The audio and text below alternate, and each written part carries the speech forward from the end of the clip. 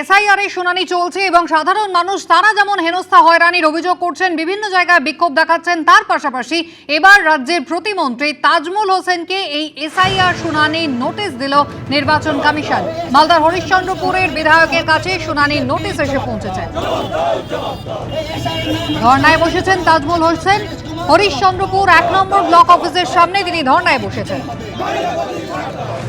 তোমায় দিতে হবে, নইলে গদি ছাড়তে হবে। নামে সাধারণ মানুষকে হয়রানি করা হচ্ছে কেন? বিজেপি জবাব দাও, জবাব দাও, জবাব দাও। জবাব তোমায় দিতে হবে, নইলে গদি ছাড়তে হবে। জবাব তোমায় দিতে হবে, নইলে গদি ছাড়তে হবে।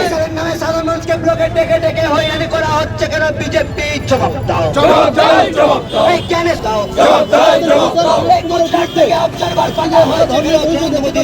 গতকাল রাত্রে আমি যখন দেখতে পেলাম আমার মোবাইল খুলে যে আমার নামে আবার হিয়ারিংটা এসছে, হিয়ারিং অর্থাৎ আমার কাছে এই নোটিশটা এসছে।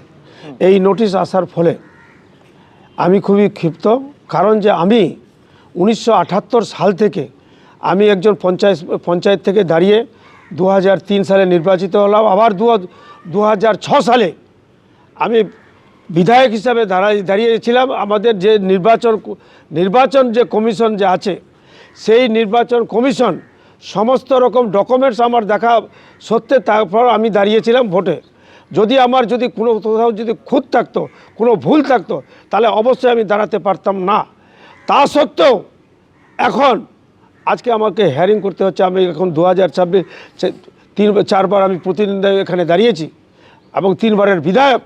তা সত্ত্বেও আমাকে হয়রানির শিকার। তাহলে বুঝতে পারছেন যে আমাদের সাধারণ মানুষের অবস্থা কি হচ্ছে। তাজমুল হোসেন তিনি হচ্ছেন রাজ্যের বস্ত্র এবং সংখ্যালঘু উন্নয়ন দপ্তরের প্রতিমন্ত্রী। তাকে ডেকে পাঠানো হয়েছে এসআইআর এর শুনানিতে। আর একদিকে তিনি যেমন ক্ষোভ প্রকাশ করেছেন, তার পাশাপাশি তিনি কিন্তু হরিশ্চন্দ্রপুর 1 নম্বর ব্লক অফিসের সামনে ধর্নাতেও বসেছেন।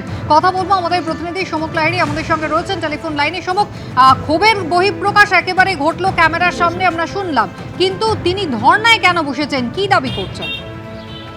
দেখো, তাজমুল হোসেন দীর্ঘদিনের মালদার হরিশ্চন্দ্রপুরের বিধায়ক এবং বর্তমানে তিনি রাজ্যের প্রতিমন্ত্রী রয়েছেন এবং তিনি তার অভিযোগ তাকে রাজনৈতিকভাবে হেনস্থা করার জন্য এই নোটিশ পাঠানো হয়েছে এবং এরই প্রতিবাদে মালদার হরিশ্চন্দ্রপুর 1 নম্বর ব্লক যেখানে হিয়ারিং চলছে সেখানেই তিনি গিয়ে এখানে ধর্নায় বসেছেন এবং সেখানে স্থানীয় তৃণমূল কর্মী সমর্থক এবং নেতৃত্ব যারা রয়েছেন তারা লাগাতার বিক্ষোভ দেখে যাচ্ছে। তাজমুল হোসেন জানিয়েছেন এর বিরুদ্ধে তিনি পথে নামবেন। তাকে রাজনৈতিক হেনস্থা করার জন্যই এই ধরনের নোটিশ পাঠানো হয়েছে এবং এর পেছনে রয়েছে বিজেপি।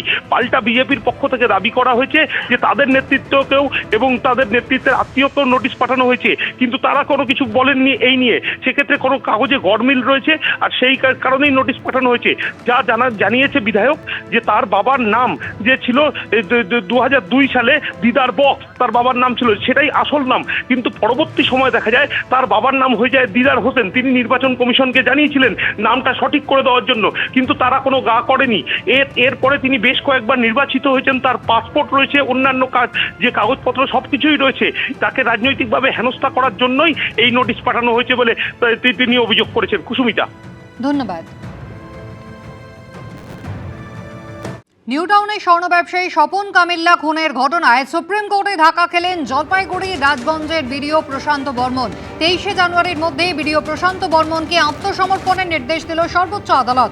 কথা বলবো, সরাসরি চলে যাব, আমাদের প্রতিনিধি বিজেন্দ্র সিংহ আমাদের সঙ্গে রয়েছেন। বিজেন্দ্র, এই প্রশান্ত বর্মন একেবারে শুরু থেকে রাজগঞ্জের এই বিডিওর নাম এই অপহরণ এবং খুনের ঘটনায় জড়িয়েছিল।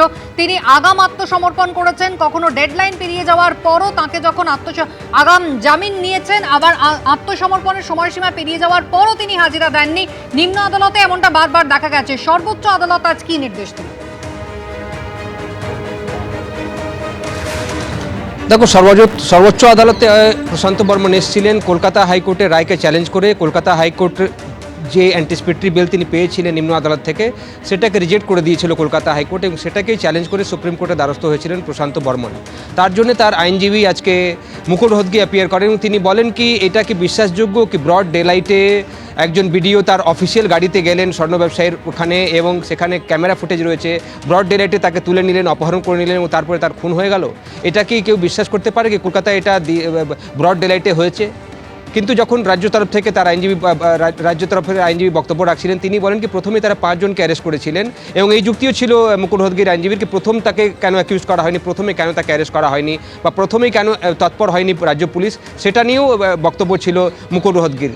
কিন্তু রাজ্য সরকারের তরফ থেকে বলা হয় কি প্রথমেই তারা যখন তদন্ত করতে নামেন, সিসিটিভি ফুটেজ দেখা হয়, সেখানে 5 জনকে অ্যারেস্ট করা হয়। একজন অ্যাকিউজড বলেন কি প্রশান্ত বর্মনই এখানে মেন ছিলেন লোক যার যে হত্যা হলো স্বর্ণ ব্যবসায়ীর, এবং তার সঙ্গে সঙ্গে 164 স্টেটমেন্ট রয়েছে, সিসিটিভি ফুটেজ তাদের কাছে রয়েছে, এবং তারপর দেখা যায় কি তিনি অ্যান্টিসিপেটরি বেল লোয়ার কোর্ট থেকে নিয়ে নেন এবং সেটাকে চ্যালেঞ্জ করা হয় কলকাতা হাইকোর্টে পুলিশের তরফ থেকে, এবং কলকাতা হাইকোর্ট তাদের পক্ষে রায় দেয়। এখন যখন সুপ্রিম কোর্টেতে নিয়ে এসছেন, আরও একটা নতুন করে অভিযোগ জমা পড়েছে সুপ্রিম কোর্টের কাছে। স্বর্ণ ব্যবসায়ীর পরিবারের তরফ থেকে যারা আইনজীবী ছিলেন তারা বলেন কি 4 ডিসেম্বর তিনি ফোন করেছিলেন প্রশান্ত বর্মন যে হত্যা হয়েছে যে স্বর্ণ ব্যবসায়ী তার পরিবারের সদস্যদেরকে, এবং হুমকি দেওয়া হয়েছে। 8 তারিখ তারা থানায় অভিযোগও জমা দিয়েছেন।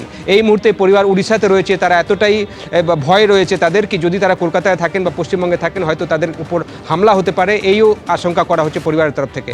এই বক্তব্যগুলো শোনার পর সুপ্রিম কোর্ট আজকে কুসুমিতা কলকাতা হাইকোর্টের রায়টাকে বহাল রেখেছে, যে অ্যান্টিসিপেটরি বেল খারিজ করেছিল কলকাতা হাইকোর্ট সেটাকে বহাল রেখেছে, কিন্তু একটা নতুন টাইমলাইন সেট করে দিয়েছে, একটা নতুন টাইমলাইন স্টেপুলেট করে দিয়েছে কি 23শে জানুয়ারির আগে সারেন্ডার করতে হবে প্রশান্ত বর্মনকে কনসার্ন আদালতে, এবং সেই আদালতে রাজ্য সরকারকেও রাজ্য পুলিশকেও আজকে লিবার্টি দিয়েছে সুপ্রিম কোর্টকে, তারা কাস্টাডিতে নেওয়ার জন্য সেখানে অ্যাপ্লিকেশন মুভ করতে পারেন, এবং প্রশান্ত বর্মন সারেন্ডার করার পর রেগুলার বেলের জন্য কোর্টের কাছে অ্যাপ্লাই করতে পারেন।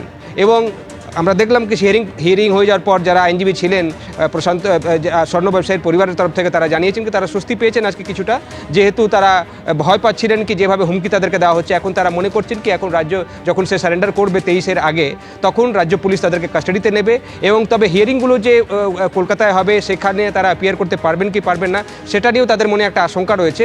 এখন দেখতে হবে কুসুমিতা 23 তারিখ যখন ডেডলাইন ফিক্স করে দিয়েছে এখন সুপ্রিম কোর্ট, তার আগে কখন সারেন্ডার করছে বিডিও প্রশান্ত বর্মন, এবং পুলিশের তরফ থেকে তাকে রিমান্ডে নেওয়ার জন্য কী নতুন তথ্য সেই কোর্টে দেওয়া হচ্ছে যখন সে সারেন্ডার করবে, এবং নতুন বেল অ্যাপ্লিকেশন যখন মুভ করছে প্রশান্ত বর্মন, সেক্ষেত্রে রাজ্য পুলিশের কী মনোভাব থাকে সেটা দেখার বিষয়। তবে অ্যান্টিসিপেটরি বেল নিয়ে যে অর্ডার দিয়েছিল কলকাতা হাইকোর্ট সেটাকে বহাল রেখেছে সুপ্রিম কোর্ট, নতুন ডেডলাইন ঠিক করে দেওয়া হয়েছে 23 তারিখ অর্থাৎ শুক্রবারের আগে কনসার্ন আদালতে প্রশান্ত বর্মনকে সারেন্ডার করতে হবে। একেবারেই বিজেন্দ্র, ধন্যবাদ। অভিযোগকারীর আইনজীবী কি জানিয়েছেন দেখুন।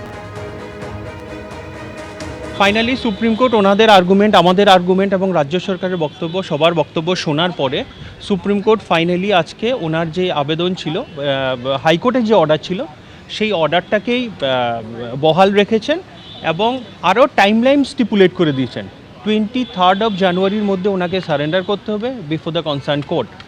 তারপর উনি অ্যাপিয়ার করার পর স্টেট গভর্নমেন্ট যদি কোনো remand application for custody apply করে সেটাও কোর্ট কনসিডার করবে ম্যাজিস্ট্রেট, আর উনি যদি বেল অ্যাপ্লিকেশন ফাইল করেন সেটাও কোর্ট কনসিডার করবে। This is the technical issue. So finally he has no other relief accept to surrender before the magistrate. ABP Ananda, এগিয়ে থাকে, এগিয়ে রাখে।